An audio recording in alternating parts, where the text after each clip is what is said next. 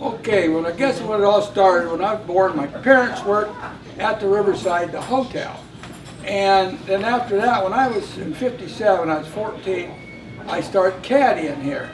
And I caddied for 3 years, and I used to have to hitchhike from Miller Station every day to get here and hitchhike back.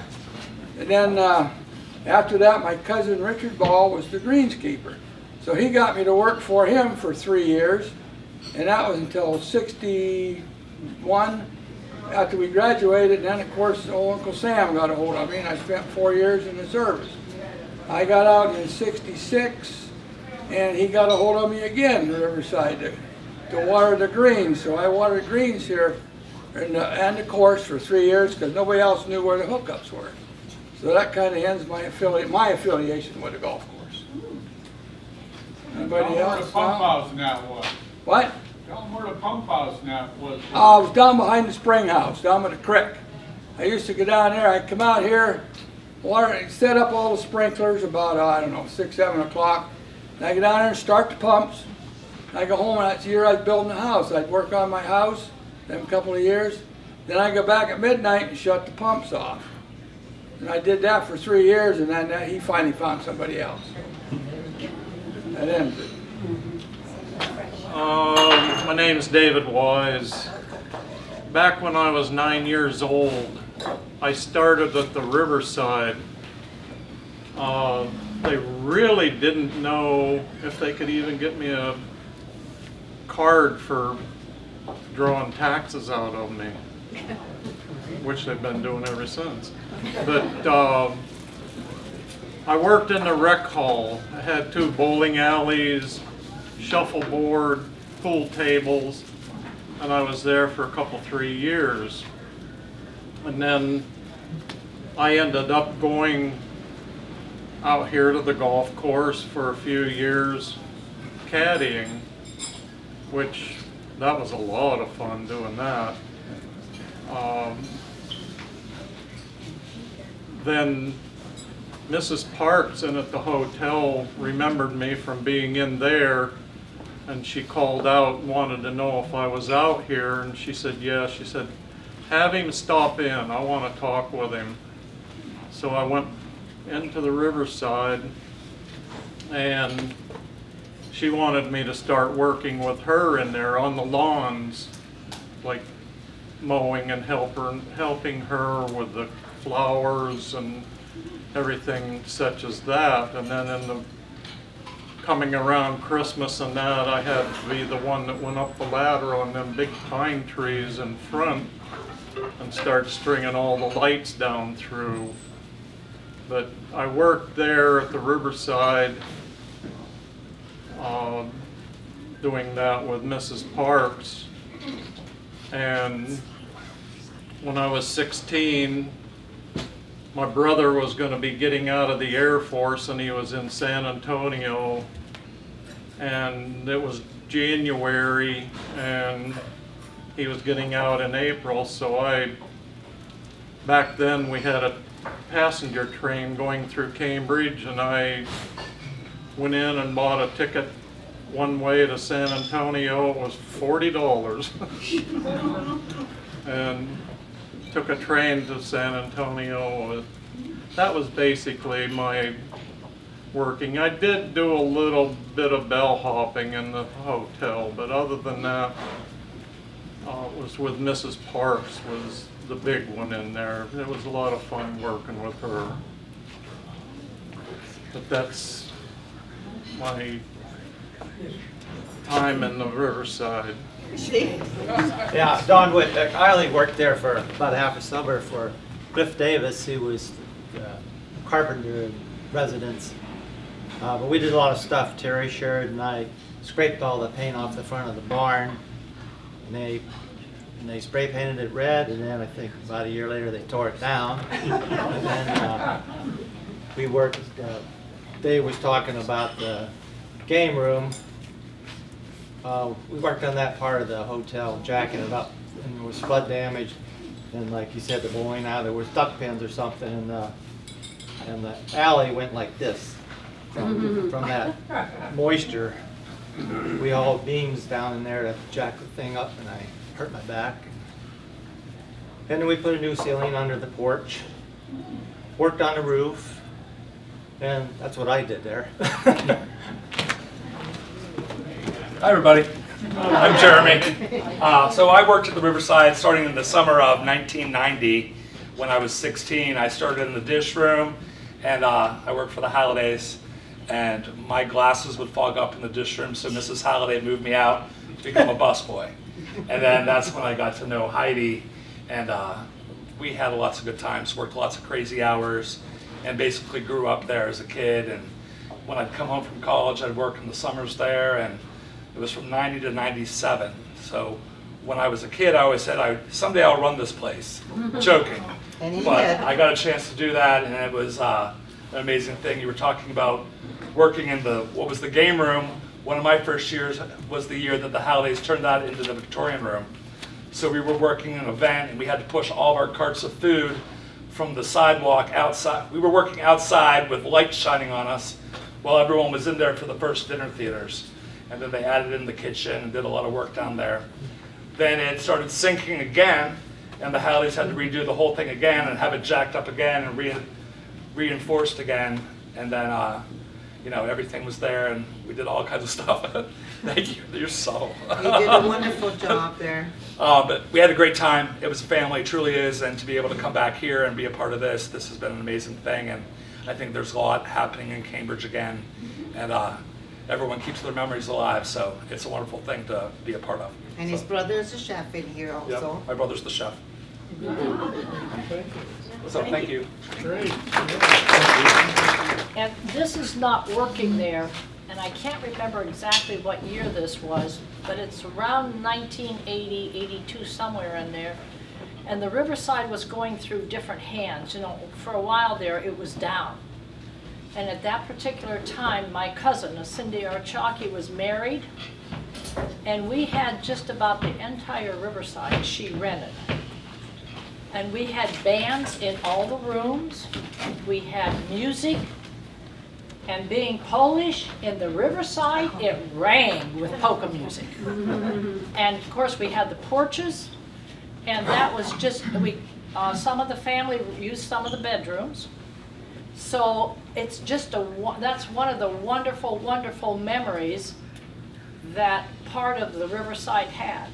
So I just wanted to share that. And even though I'm from Ohio, when I saw the Riverside burning, I had tears. That was our second home. I worked there for 30 Cheers. some years. I'll share my memory. I'm Jean Beatty Young, and I worked at the Riverside from 1962 and 63 in the summer. And I did not see many of you other people that worked there, nor did they see me. So therefore, do you know what my job was? Anybody know? Laundry? I was a lifeguard at the swimming pool. Okay. Yeah. Did you do it too? I did it for 3 years. Okay, I did it I too. to think right after we went to college, so that Yeah, Yeah. okay, you might have followed me. it must have been right after you did, Yeah. because the pool was still new. Yeah. But I started at 11 o'clock in the morning, Yep. and my job Yeah. was to first test the water. And then I there was a long pole with a net on. You had to scoop off the debris, what was on the water. And frequently it was bottles that, people would party at night and toss their bottles in the pool. But then there were frogs and snakes that would sit on those bottles. And I had to deal with that. Had to vacuum the pool, had to sweep the deck, put up the lounge chairs, put the pads on, put the umbrellas up. And actually, there were very few people that came in for lunch, or came in at lunchtime and swam. Maybe you'd see one or two. I hardly remember any children. I don't remember many children even around the hotel with families They like came to this. play golf, not Yeah. swim. Okay. But the golfers did come into the pool, after, 4 or 5 o'clock, and I'd see a few.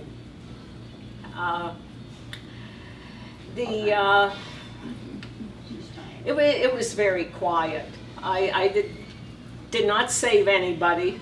Can't have any, oh, you did? Okay. No, I saved a lady, she had a few many, too many. Jumped in the deep and didn't know what she was doing. But I did read a lot of books. I was taking classes at Edinburgh in the morning, so I got my homework done and my reading done. And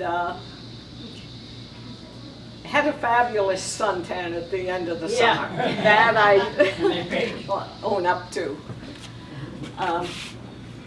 Barb, I think you had something you wanted to share too.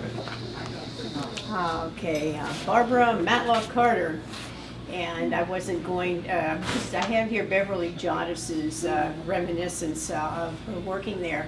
But now that you mentioned the Riverside, it's a shame that Janet Cook is not here. Absolutely. Okay, in that she was Mrs. Cook's daughter, and Mrs. Cook happened to be Colonel Parks, was secretary to Colonel Parks. And I was friends with Janet back in, I think, 7th and 8th grade. And then I remember continually visiting her, and they had a little apartment kind of in the basement, and the 2 bedrooms had windows that faced out back towards French Creek. And in order for us to quickly get in and out and not having to go through the front lobby, we would crawl through the windows. This is what I remember doing. And do miss the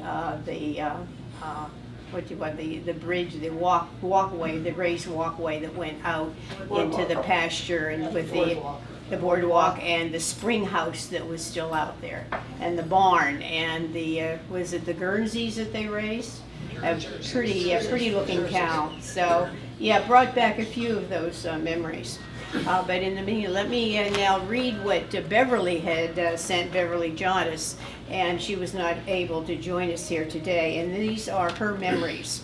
And she titles it The Riverside Inn Revisited.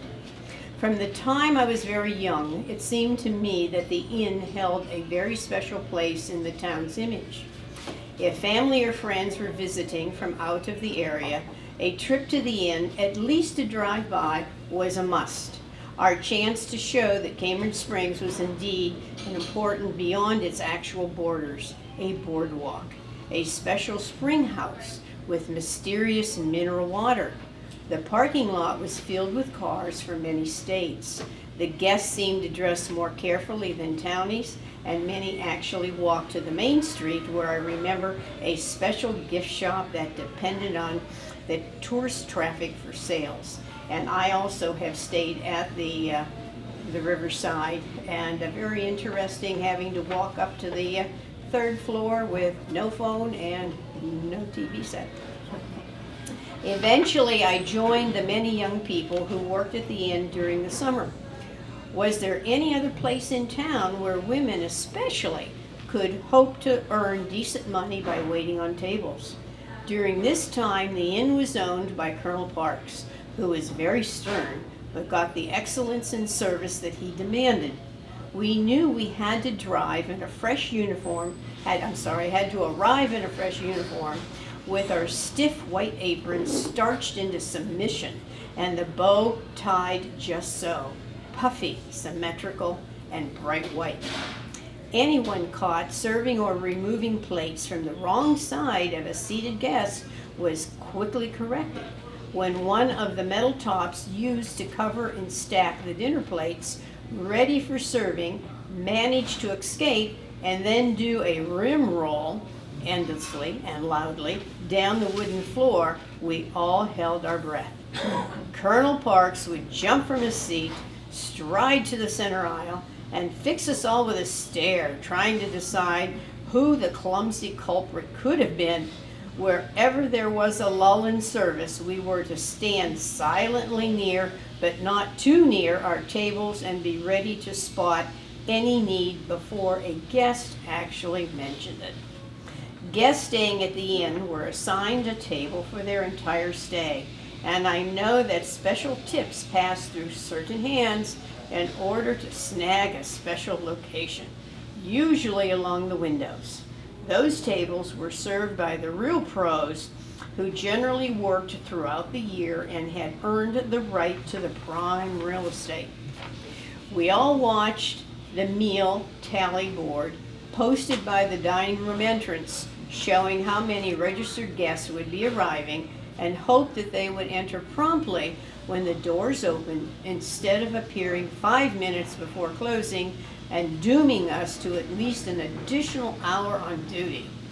During slow times, with few guests listed, we all hoped for those known as transients, just looking for a good meal and possibly impressed by the quaint atmosphere, good tippers.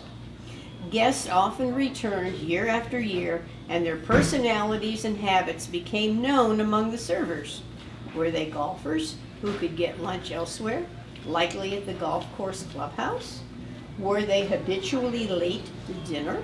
Were they generous tippers? Were they reasonably friendly? This was before servers like those of today were evidently trained to act as if they wished to be their best friends. One couple amazed us all. They went on a daily bicycle ride with the husband in the lead, trailing a metal bell on a string so that his blind wife could follow behind. Some of the work done would probably not pass workplace safety laws in 2021. One dinner order card was filled out for the entire table, and the main courses and all sides were each placed in separate dishes, resulting in trays that could be lifted onto the shoulder and balanced only by bending as far as possible to the other side. Disaster was never far away. Those who managed the heaviest loads with skill and relative ease were greatly admired. Another iffy procedure involved the monthly cleaning of the silver-plated sugar and creamer items, also bread trays and more, for which each server was responsible at a table station. Each piece was hand-dipped, gloveless, into a liquid cleaner which instantly removed the tarnish. Fingernails were rendered oddly soft and pliable for several days afterwards as well. As the years went by, the inn went through periods of decline, followed by many efforts to repair and maintain it. I must admit, by the time I was about 12, I felt it was a fire hazard. When I had to stay there once many years later, I insisted on a ground floor room with a door to the outside. The room was either filled with character or borderline acceptable, depending on your tolerance for its historic structures. Brought back a memory when I was there and had to get my screwdriver out and tighten up some of the knobs. I needn't have been concerned about sleeping well. It seems that the annual Nelson Eddy fan club was there for the weekend, and I listened late into the night to loud singing from many rooms. Who even knew that Nelson Eddy still had fans? When I learned that the Riverside had burned to the ground, I was saddened for its loss, but also pleasantly surprised to see that a notice was carried in national papers, and greatly relieved that everyone got out safely. Everything changes, and I wish the new brewery on the site great success. People with house guests are probably showing it off right now. Bev Jodis, proud member of the class of 1961. Yeah, Barbara sparked a memory. I have Dave Mitchell, Ed Mitchell. In the mid-2000s, I was on the board of the County Commissioners of Pennsylvania, and I was the vice president. And Morris Wade, who was commissioner of Crawford County, was on the board with me. And the county commissioners roll some meetings, board meetings around the state. So Morris and I got together and we talked them into coming to the Riverside. And this was in a good time with the Riverside. And so we brought about, I think there were about 25 people, 25 to 30 people for 3 days. And they loved it. They loved the quaintness, they loved the atmosphere, and of course the service was excellent. We had some excellent board meeting. But I got something off my bucket list. I always wanted to stay at the Riverside. So that was my opportunity to stay at the Riverside. And Barb, yeah, the room did take a little bit of getting used to. But it's a great memory. My mother worked at the Riverside for a very short period of time. She was a cook. And then she was hired by the Presby House, which I see now as a restaurant, across from you, Luana. And so we have some really fond memories of that. And I want to say one thing about Cambridge Springs. Town looks great right now, as far as the roads and the bridge, and there's an energy here, so. Do we have a bridge? Well, support is very good. Jean would like me to talk about what happened. I can only tell partly. Microphone, please. Can't hear you. If I can lean against this, I'll be okay. I'll be all right. Jean would like me to speak about what happened the night of the fire at the Riverside Inn. We were asleep about 2 o'clock in the morning. Mike couldn't sleep, so we had gone up out to the porch and he was looking outside. And he said, "Luana, come here." So naturally I proceeded forward.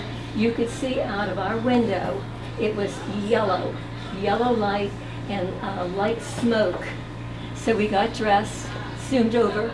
As we were walking towards the Riverside, it was so quiet. I mean, quiet, still, you couldn't hear anything. What happened is as we were approaching closer, you could see the firemen, you could see the fire trucks. You could not hear a sound of water coming out of the hoses. You could see the hotel burning. It was like everything was inside and you only had the outside that you would see the frame. You could not hear the fire cracking. There wasn't a sound. You could only see the flames. Then when we looked up, the ceiling of the dining room, that's the only thing we heard, hit the ground. And that was it, and you just watched the Riverside Inn, which was emotional at that time.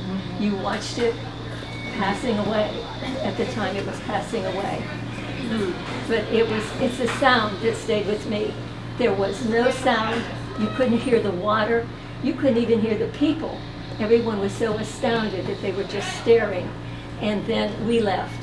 I mean, you could only watch so much of it. And that's it. The next morning we walked over and there was only ashes of the Riverside. Only. Passage of time. I danced there when I was 18 years old. Women's Club had an association meeting there. And Janet Cook's mother asked me if I would perform, so I performed at that particular time. But it is a wonderful memory. Michael and I stayed there one night. We had guests come from Bermuda, and they say, I have to step back because I'm so energy aware. You'll hear my voice change. And it was just a wonderful, wonderful memory. But it's a passage of time, and everything is renewed. Anything that is old renews. Thank you.